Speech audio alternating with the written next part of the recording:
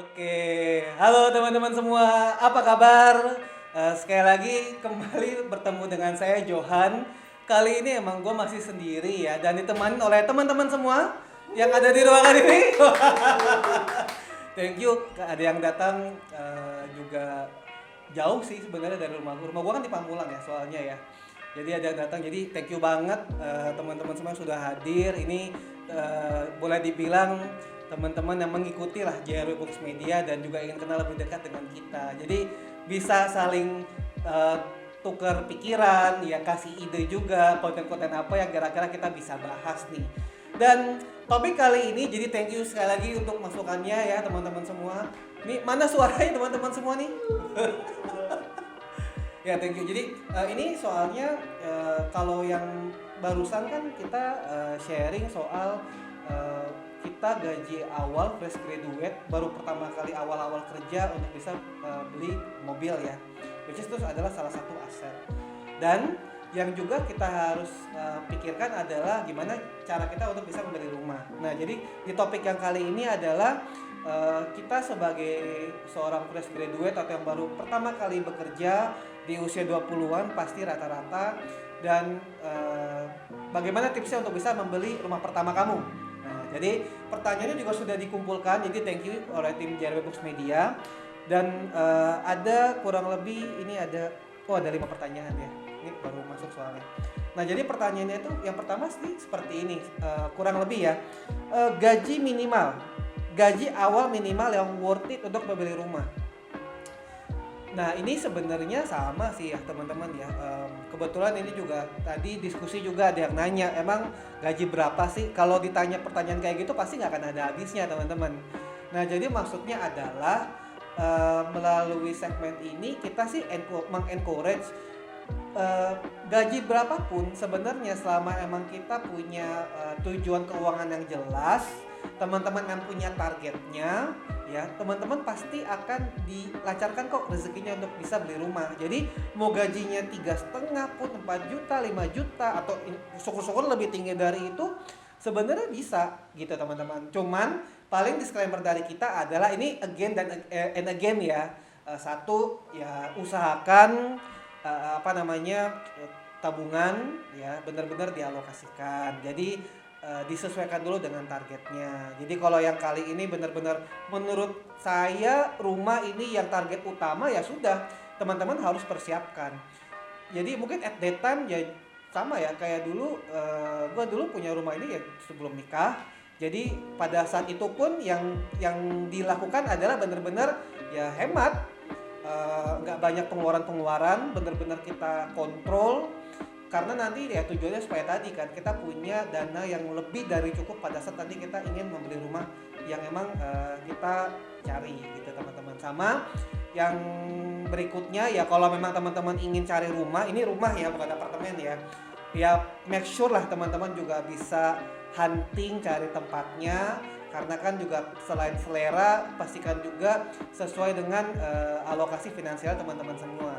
Nah jadi sebenarnya kalau gaji awal yang worth it menurut kita pun ya, dan menurut gue secara pribadi, gaji di 4 juta 5 juta pun sebenarnya bisa. Tapi ya tadi mungkin lo harus persiapin dari jauh-jauh sebelumnya, which is kalau menurut gue mungkin setahun atau mungkin setahun setengah sebelumnya teman-teman udah harus punya gambaran itu. Jadi sudah harus mempersiapkan ya. Jadi tabungan teman-teman itu lebih dari cukup ya. Terus kalau ditanya dari gaji bulanan, apa saja yang harus dialokasikan selain membayar cicilan? Nah ini juga menarik sih. Mungkin di konten yang kali ini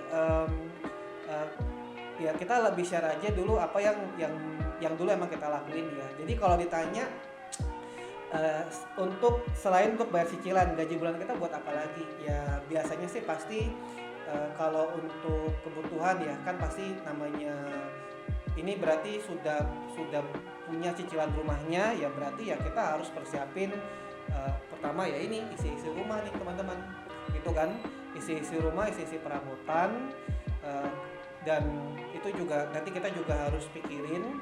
Terus kalau yang kedua apa juga yang harus dialokasiin selain untuk membayar cicilan, ini sebenarnya juga terkait sama tadi ya, misalkan pada saat emang teman-teman untuk keperluan bayar pajak kayak gini nih, ya ini contoh lah ya teman-teman. Ini seperti pajak, ini kan PBB misalnya. Jadi teman-teman nanti juga harus alokasikan. Terus apalagi yang teman-teman juga harus alokasikan, pastinya nanti kalau sekiranya memang ada kebutuhan untuk renovasi atau untuk yang lain-lainnya, teman-teman juga bisa siapkan. Nah dulu memang pada saat sudah akad ya waktu itu ya, jadi kan cicilan rumah itu kan jadi salah satu target wajib yang kita harus sisihkan.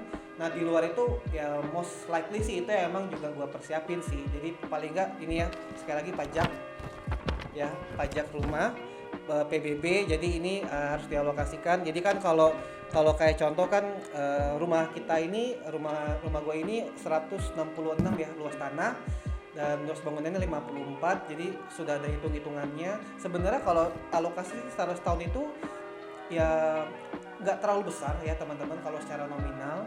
Jadi itu sebenarnya udah lebih dari cukup sih buat kita bisa bisa atur. Ini emang nanti tergantung dari nilai tanah ya, NJOP, dan ada hal-hal yang lain-lainnya.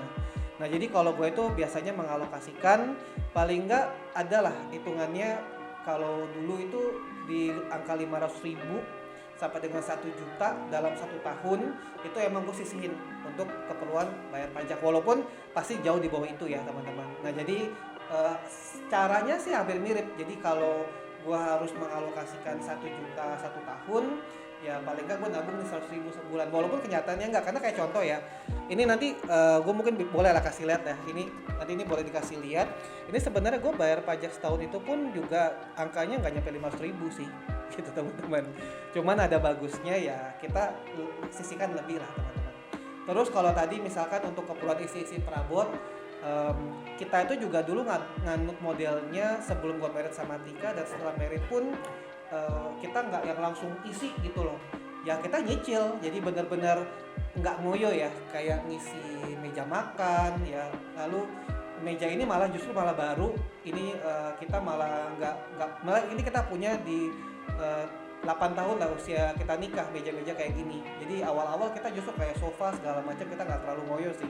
Jadi usahain kalau emang dulu kita pegang gaji saat ini waktu usia fresh graduate ya, mungkin di angka 4-5 juta, ya paling nggak dalam 1 bulan itu cukup kok 300.000 atau mungkin maksimal 500.000 teman-teman. Kalau emang sanggup menyisihkan untuk keperluan mengisi rumah, sisihkan aja. Kadang kan pasti kayak nanti alat-alat elektronik teman-teman juga harus punya kan gitu ya.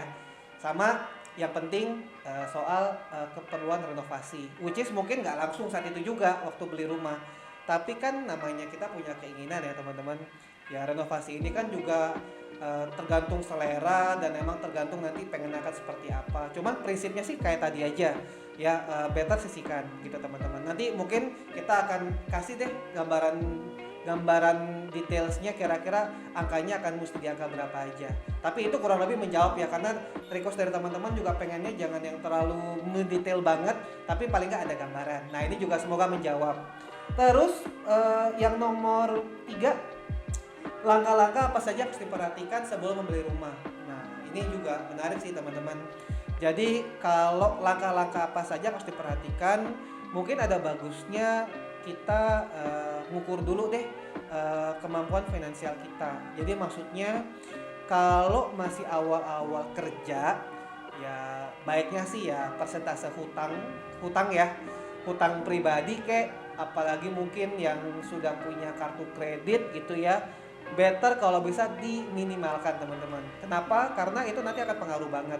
Jadi makanya kalau kayak dulu gue itu apa namanya ya, ini gue ngecek nih ke BI checking ke OJK. Jadi ini gue ngecek, jadi ini gue dulu cukup rutin. Jadi tujuannya buat apa ya, buat kasih lihat sih sebenarnya seberapa ini sih kita seberapa lancar kita punya pengeluaran, dan apa-apa aja yang nanti kita juga harus perhatiin ya. Toh sebenarnya waktu kita ngaju ke bank pun bank juga lakuin hal yang sama, cuman kalau ini mungkin ada bagusnya kita juga bisa lakuin sendiri kok teman-teman ya. Ini bisa teman-teman lakuin sendiri. Jadi teman-teman cek dulu rasio utang, karena yang bahaya itu kan adalah ternyata teman-teman punya rasio utangnya lebih dari 30% dari total penghasilan dalam 1 bulan. Nah itu kita sarankan, dan gue personally sarankan jangan sih. Jadi pertama kalau ada utang dibayar-bayar dulu deh, ya itu wajib soalnya. Terus yang kedua, langkah-langkah apa lagi yang kita juga harus perhatikan sebelum membeli rumah, pasti soal DP. Nah ini DP juga menarik. Kenapa? Karena kalau kita ambil kan rata-rata ya, kalau DP itu kan mungkin kisaran 20-30%, rata-rata sih 20%. Dulu juga gue itu 20%. Jadi kalau misalnya rumah di Pamulang ini kita harganya itu ngambil di 550 juta ya. Nah, karena kan luas bangunan 54, luasannya kebetulan alhamdulillah dapatnya berlebih 166, tapi angkanya tuh di sekitar 550 dulu waktu kita ambil. Dan itu waktu dulu kita ambil tuh ya 10 tahun yang lalu ya. Jadi kalau ditanya dari DP itu kan kalau sekitaran 20% ya kita udah harus punya tuh. Dan itu teman-teman, saran gue sih ada teman-teman punya di tabungan sendiri. Jadi maksudnya emang tabungan yang emang diniatin buat beli rumah. Nah makanya sebenarnya kalau emang targetnya buat beli rumah, kalau kita masih fresh graduate, mungkin jangka waktunya masih agak panjang, nggak setahun sih. Karena dulu pun gue itu nabung 2,5 tahun gitu ya. Dan kalau bisa jangan kayak gue. Kalau gue itu dulu malah sempat ambil rumah di Cibubur, ternyata nggak cocok, akhirnya kan sempat ada yang cancel lah ya. Jadi kan kita juga secara finansial pasti ada yang harus kita relain. Nah jadi jangan sampai kayak gitu. Makanya kalau emang pada saat udah lagi cari rumah, bener-bener cari, bener-bener hunting, yang penting teman-teman suka. Sama ya tadi, secara finansial teman-teman mesti ukur. Itu tadi DP ya, teman-teman juga mesti siapkan. Lalu persiapan untuk bayar angsuran pertamanya. Ya mungkin biasanya barengan ya antara DP dengan angsuran pertama, atau mungkin biasanya nanti DP dulu, habis itu baru nanti ada berapa waktu teman-teman bayar angsuran pertamanya. Nah ini juga menarik sih teman-teman. Kenapa?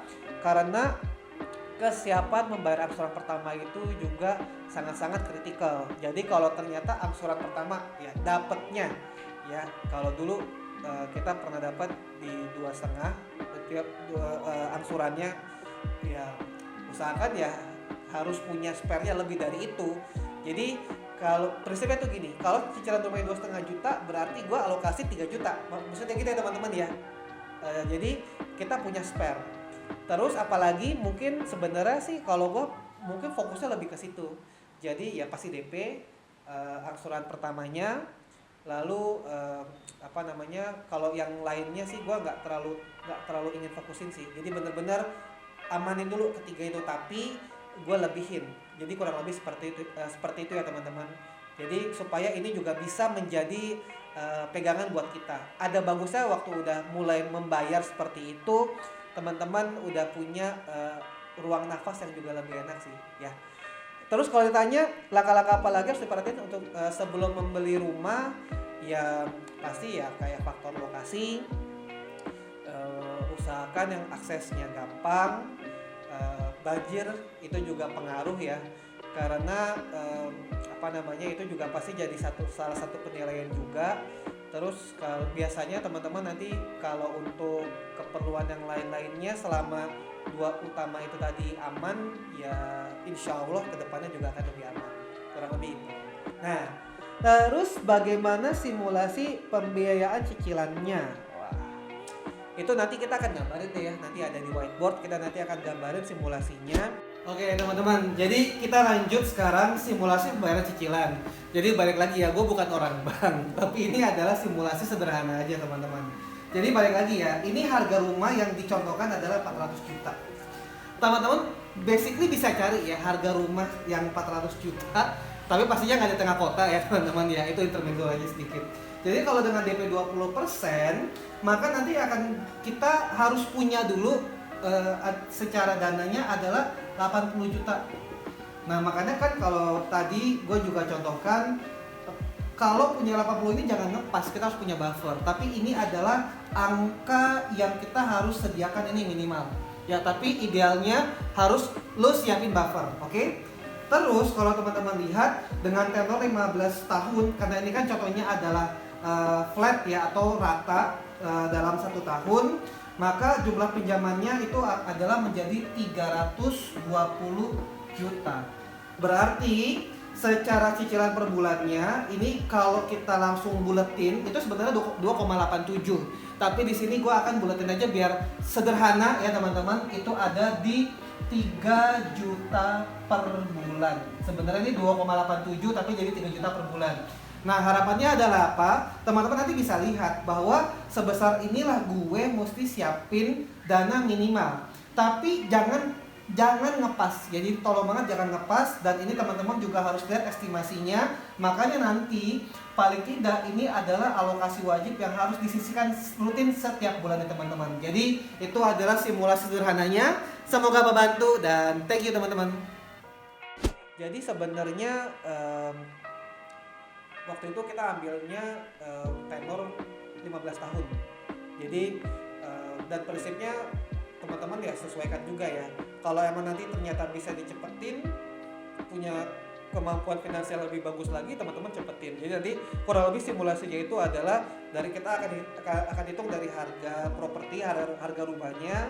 Terus nanti kita akan hitung dulu dengan setelah dikurangin DP uang muka, lalu nanti kita juga akan lihat nanti total pinjaman selama berapa tahun gitu ya. Emang paling tidak 15 tahun kalau memang teman-teman masih digaji fresh graduate. Tapi kalau ternyata punya tabungan yang lebih kayak yang penting tadi ya, alokasi yang lainnya teman-teman mesti atur, itu akan lebih bagus lagi teman-teman. Nah, nanti kita akan hitung lah kurang lebihnya seperti apa. Dan yang paling terakhir, ini pertanyaan ini juga baru masuk nih.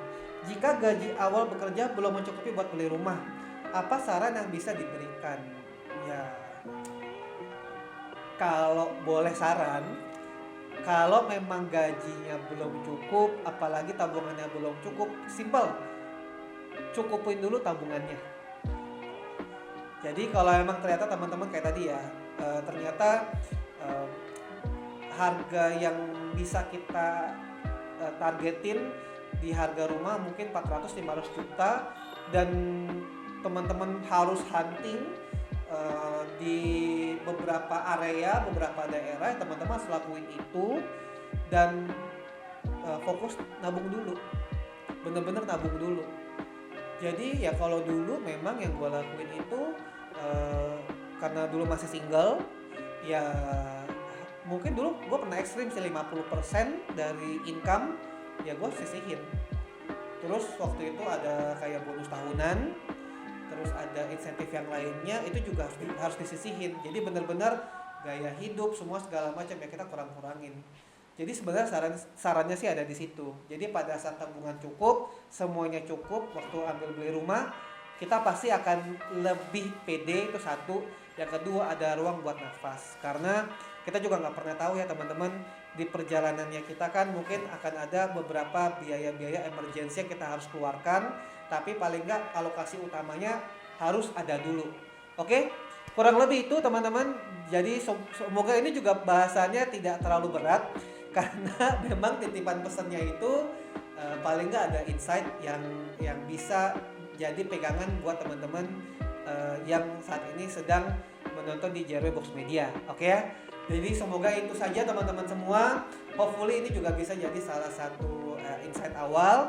Kalau emang ternyata diperluin konten yang lebih mendalam soal ini, wah kita nanti bisa dengan senang hati kita akan collab dengan yang memang lebih expert untuk hitung-hitungannya gitu ya. Itu akan bagus banget sih ya. Cuman sebelum gua tutup, pastiin tabungan cukup. Lalu kalau memang masih single ya benar-benar diusahakan ya, atur gaya hidup, atur porsi hutang, dan usahakan itu benar-benar dijaga konsisten ya. Nggak apa-apa deh teman-teman misalnya tahan dulu setahun 2 tahun tapi tabungannya cukup, lalu teman-teman siap untuk bisa cari rumah. Dan kalaupun cari rumah ya tadi teman-teman usahakan hunting aja. Oke, itu aja dari kita. Semoga bisa memberikan info yang bermanfaat. Stay tune terus di segmen musik ngulas kisahnya JRW Box Media dan juga di segmen lainnya JRW Box Media. Jangan lupa like, comment, dan subscribe. Dan sampai ketemu di konten yang berikutnya. Thank you teman-teman semua.